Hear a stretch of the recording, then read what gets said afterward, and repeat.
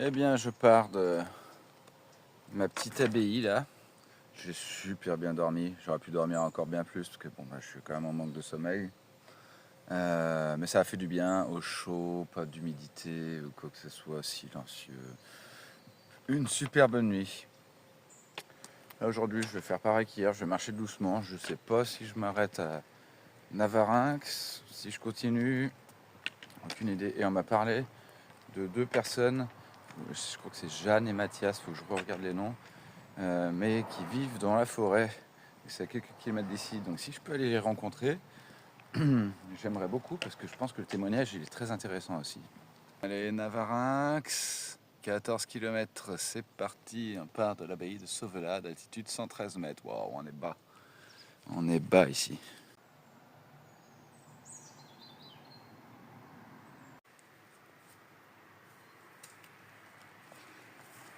Bien délire ce petit lieu avec des notations de partout, etc.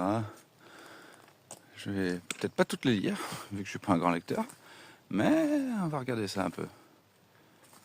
Délire, ça fait un chien qui pisse contre l'arbre, je l'avais même pas vu au début. Puis même un petit calme. Je vais me prendre une petite pause, tiens, allez. Tellement vrai ça.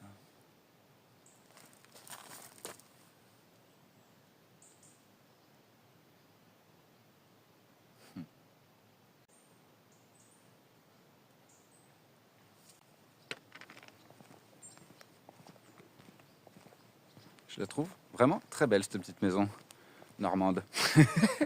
Bien l'assiste. Regarde ça, c'est pas mignon ça. Trop beau. Et moi j'ai un pote là qui m'accompagne, qui est vieux, mais qui m'accompagne pas, qui trace en fait. Ah, tu m'attends pas? Alors, en direction de Navarinx toujours, je suis dans 6 km 5, donc un peu plus de combien? Ouais, 1h30, un truc comme ça. Je viens de regarder parce que je suis pas sûr que je poursuive, parce que je sais qu'après ça va être un peu le No Man's Land et qu'ils annoncent encore de la pluie cette nuit, tout ça, et que j'ai pas envie de faire une nuitée sous tente sous pluie. Et du coup, j'ai quand même regardé les gîtes de Navarinx au cas où il y en avait où on peut planter la tente quand même pour avoir un peu le confort, tout ça. Et du coup, visiblement, il n'y en a aucun qui accepte la tente. Donc je vais improviser sur place, on va voir. Je veux bien trouver une solution. Parce que, comme on dit dans la vie, il n'y a pas de problème, il n'y a que des solutions. Donc je verrai. Et puis au pire des cas, il y a même un camping là-bas. Mais c'est vrai que maintenant, j'ai plus envie de faire des campings. Une marche très agréable, là, même si c'est du bitume, là, mais un peu en sous-bois. Enfin, c'est pas vraiment un sous-bois, du coup, je ne saurais pas comment le qualifier. Je traverse quand même une forêt, mine de rien. Et puis il fait frais. Et il y a du soleil, vous voyez ça? Il y a du soleil et même un bout de ciel bleu, là. Trop bien. Ça, c'est vraiment cool. Et puis, seul au monde. Hein. Donc, c'est très calme, c'est très reposant. Je marche doucement, je prends mon temps. Ça me va bien. Même si je me dis que te rends compte, là, quand même, t'es en train d'arriver aux Pyrénées. Ça me fait halluciner. Je vais arriver aux 1000 km de marche, là. Je sais pas quand exactement, parce que j'ai perdu le fil, mais je m'étais dit que Saint-Jean-Pied-de-Port, grosso modo, il me semble que c'était 1000 km. Mais voilà, quoi. En tout cas, incroyable. J'arrête pas en ce moment de repenser au premier jour et à me dire, waouh, mais j'ai fait tout ça, alors que ça me paraissait tellement inatteignable au début. Les premières fois où j'ai vu les panneaux avec, comme je disais hier, déjà le panneau jusqu'au puits, c'était que 200 km. Mais ça me paraissait tellement loin. Et quand je trouvais que 200 km ça me paraissait loin, je me disais, mais mon Dieu, mais l'Espagne c'est tellement loin. Je me rappelle, j'en parlais au début. Je me disais, je vais jamais y arriver. Et j'y suis aujourd'hui, tranquillement, en marchant tout doucement. De toute façon, j'aime à dire qu'à pied, rien n'est inaccessible. Donc ouais, c'est trop cool. Je suis dans un bon petit moment là. La petite forêt, des petits cours d'eau, la fraîcheur. Ah, c'est chouette. Franchement, c'est chouette. C'est un truc de ouf. J'ai traversé La France à pied, quoi. C'est... Enfin, oui, bah, j'ai pas fait du nord au sud, d'accord, mais je l'ai traversé en diagonale de quasi Genève à quasi l'Atlantique. De toute façon, c'est ce qui va se passer quand je vais suivre les Pyrénées. Bref, le chemin n'est pas encore fini. Et là, je me dis qu'après... Alors du coup, j'ai fait quand même plus de la moitié, théoriquement. Je sais pas. Finalement, avec la traversée des Pyrénées, plus le fait que je prends le Nortais et pas le Français, que je vais bifurquer entre les deux, franchement, je vais perdre le fil des kilomètres, ça c'est sûr. Mais je pense qu'au final, ça me fera quasiment 2000 km à pied, quoi. Ce truc de dingue. Sachant qu'en plus, je vais aller à Finistère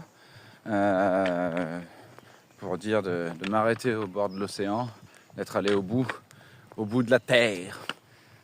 Et ça fera écho à une photo que j'avais prise au Canada où justement je faisais coucou de l'autre côté. Et ben là, je pourrais me refaire coucou à mon moi passé de l'autre côté de l'Atlantique. Ouais. Ah là là, la vie, que d'aventure. C'est ça qui est beau. Ah, j'aime ça. C'est là où je me sens le plus vivant. Quand je fais des aventures comme ça. Ouais. Bref, je pourrais en parler pendant des heures. Et on va pas faire ça. On va continuer de marcher. Et puis on va kiffer la life. Là, je vois que ça fait 3 minutes 20 déjà. Je vais devoir cutter dans tous les sens.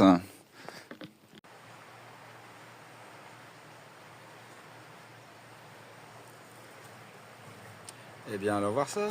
Salle Orsac, rez-de-chaussée de la mairie. Ça, c'est bien. Bien, eh bien, me voici dans Navaranx. On va voir comment ça se passe. Alors, je m'attendais déjà à une ville en hauteur. C'est pas du tout le cas. Un petit chien. Et puis, on va voir comment ça se présente ici. Ça a l'air tout petit. Hein.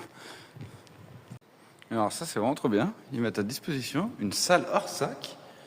Carrément, avec ça. Regarde ça. J'ai jamais vu ça. Hein. Ça, c'est vraiment trop bien. Hop, tu peux fermer, si je veux bien y arriver, et verrouiller. Bon, je vais avoir besoin de mes deux mains. Bon, eh bien, je quitte Navarinx. J'aurais pu trouver des solutions pour m'héberger ici, mais j'ai encore envie de marcher en réalité. Donc, je poursuis, mais pas longtemps, une petite heure. Et puis voilà quoi. Donc on marchait et puis je vais essayer de m'arrêter. Enfin, je vais m'arrêter au village de Castellet-Quimblou. Je sais pas du tout comment il s'appelle. Et j'ai vu qu'il y avait une petite chapelle. Après, je doute un peu sur la possibilité qu'elle soit ouverte, mais bon, c'est pas grave, je vais me débrouiller.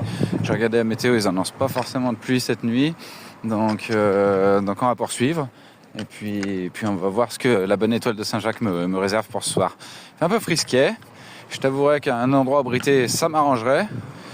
Mais hop, c'est bon, je suis pas mort. Et du coup, il me dit que c'est par là-bas le chemin, visiblement. Et ben on va suivre le chemin. Hop. Donc on poursuit, il est 5 heures.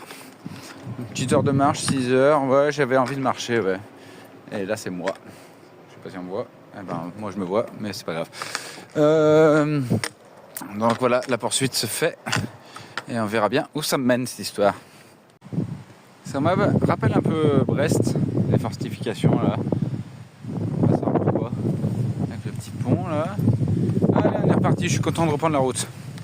Alors ça, c'est ma maison pour ce soir. Je viens d'aller à la mairie pour demander s'il fermait. Ils m'ont dit oui, on ferme. Mais le propriétaire, c'est le monsieur de la petite maison là. Je suis allé le voir, je lui ai demandé. Il m'a dit il n'y a pas de souci. Et il me dit tu es chez toi. Tu t'installes où tu veux. Moi j'ai dit juste là, ça me suffit hein, et tout.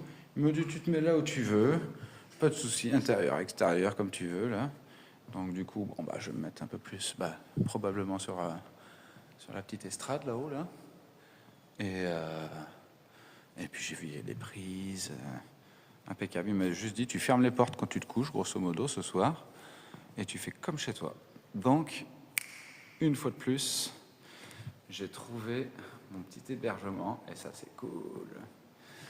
Dans le petit village de Castanet, alors on va pas l'oublier, j'ai pas le nom là, attends. Ah, c'est Castenot-Comblanc, voilà.